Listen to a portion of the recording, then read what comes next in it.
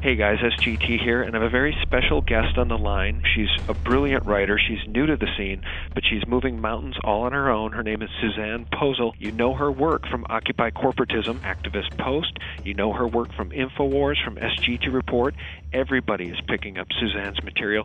Suzanne, welcome. Thank you for having me. Oh, thank you so much for what you're doing. You've come out of nowhere in the past year, and I think you're a testament to what one person can do to help give voice back to our republic and back to the people. Tell us a little bit about yourself and how you get started. I started the website about a year ago.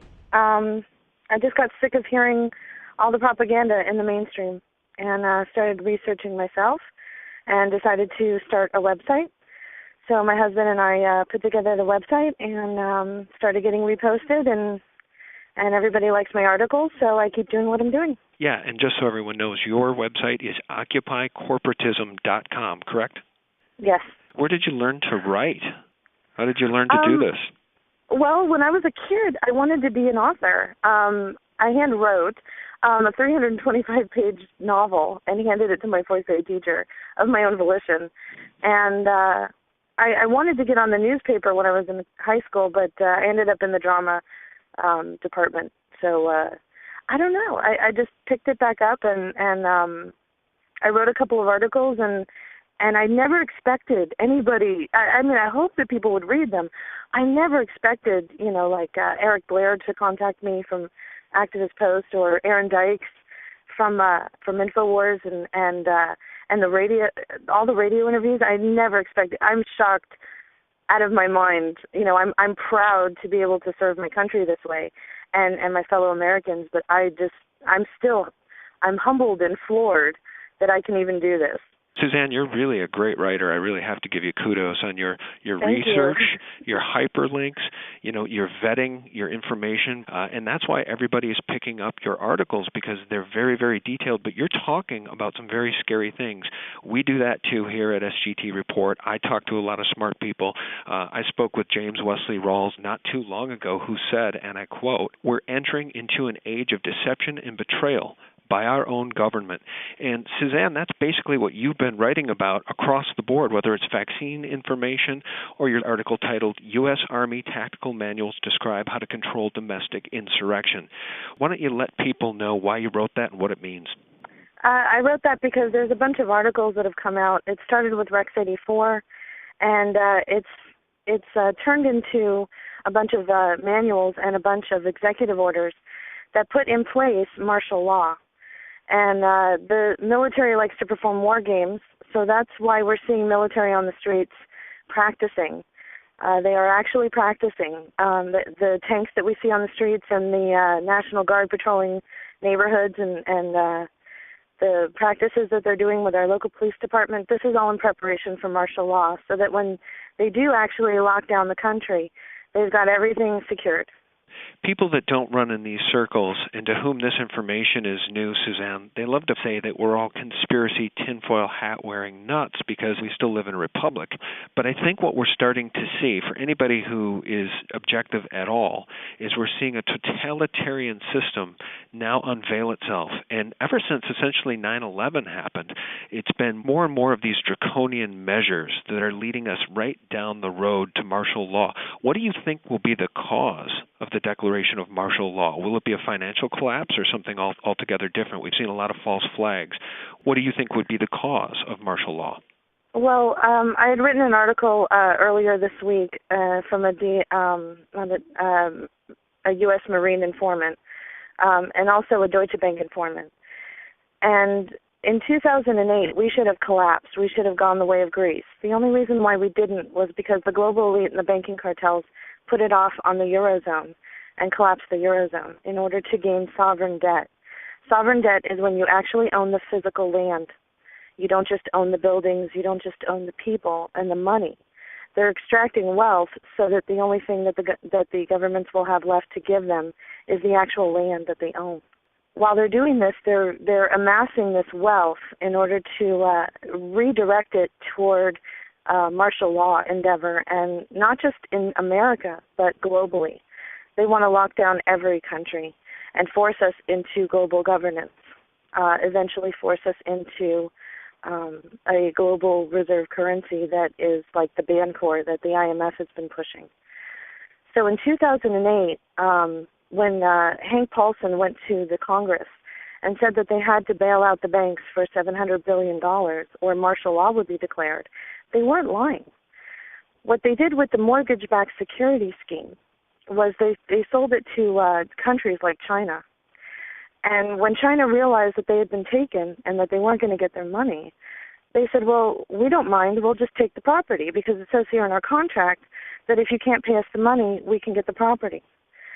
And the central bankers freaked out. They couldn't have the Chinese on our land. You know, it would be like you wake up in the morning to go to get your newspaper, and you open your front door, and there's some Chinese people standing on your front lawn because they own your house and your property, and you don't realize it yet, but you've been foreclosed on. So in order to stop that, they demanded from the Congress that they give them the $700 billion bailout, and the Congress passed it. The first paper it was like 15 pages, and the next one was over 1,000 pages long, and they went ahead and passed that, and they gave this money to the Chinese. But the Chinese since then have been backing their currency, their fiat currency, in gold. And China's been doing this, India's been doing this, and Russia's been doing this. If you go back in history, the reason why we went after Gaddafi was because he was presenting the dinar, which was a gold-backed currency that he was getting together with other countries like in Africa. He was going to subvert the global reserve currency, which is the U.S. dollar, and destroy its complete value by backing it with gold, because the central bankers haven't dealt in gold since 1934.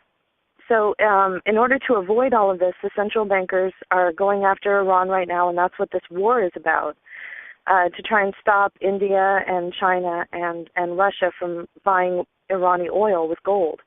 Because if they destroy the global reserve currency, which is the U.S. dollar, then what we're going to have is we're going to wake up one morning and we're going to be like Greece.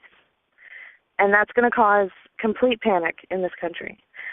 So since they already set off the financial time bomb in the Eurozone, they know that it's just a matter of time before it hits our shores.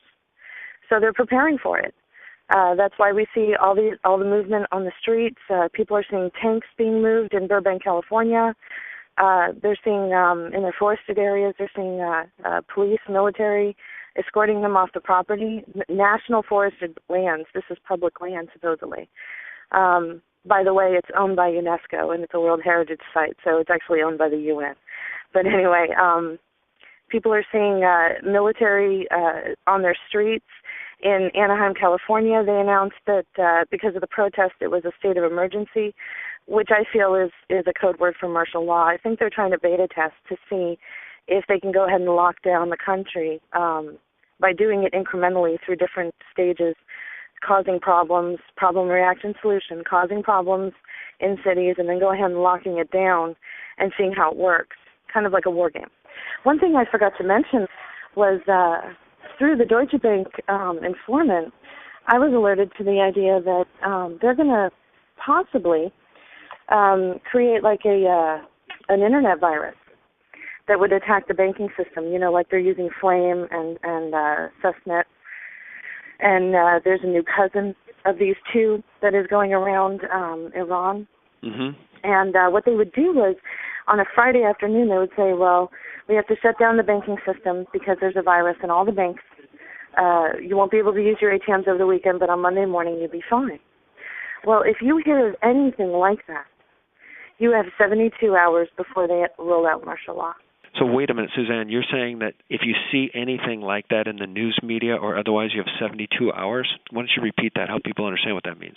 When they're going to roll out martial law, they think that when the financial collapse hits the shores of the United States, they have 72 hours.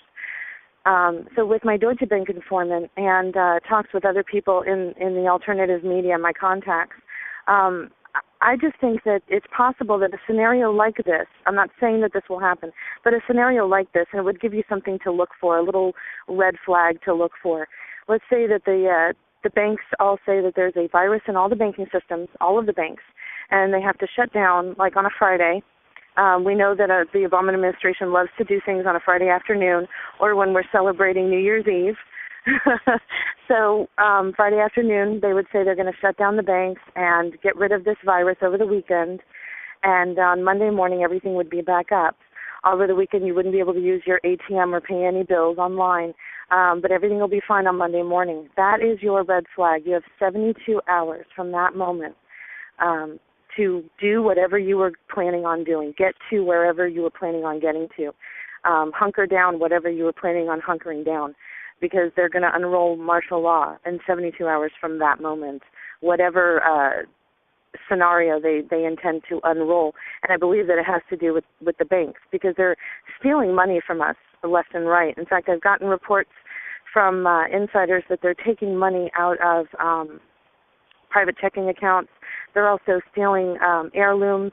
The Bank of America has stolen heirlooms out of people's safety deposit boxes and ship them from one coast to another, and then claim that they didn't know that it wasn't that it was this customer's property, and then they'll send it back, but they never do. They're trying to squeeze out as much money as possible. And with MF Global and John Corzine, that was a beta test to see if they could take secured customer funds and get away with it, and they did. They're coming for our private checking accounts next.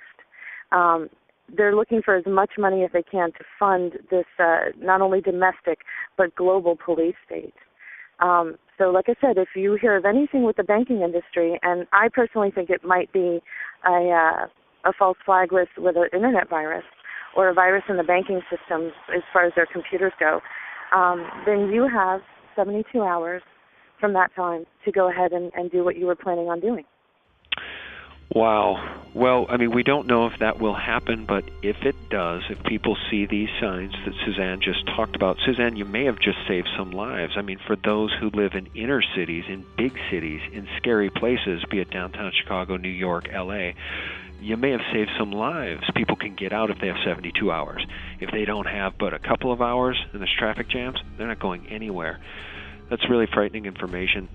Let me ask you this. In your article from earlier this week, titled DHS and U.S. Military Make Final Preparations Before Announcing Martial Law, about 6 paragraphs down you wrote, the acquisition of armory by the DHS and contracts for bulletproof glass for checkpoint booths to be positioned strategically throughout the nation on public highways have heightened awareness that the U.S. government is preparing for a well-planned domestic military action.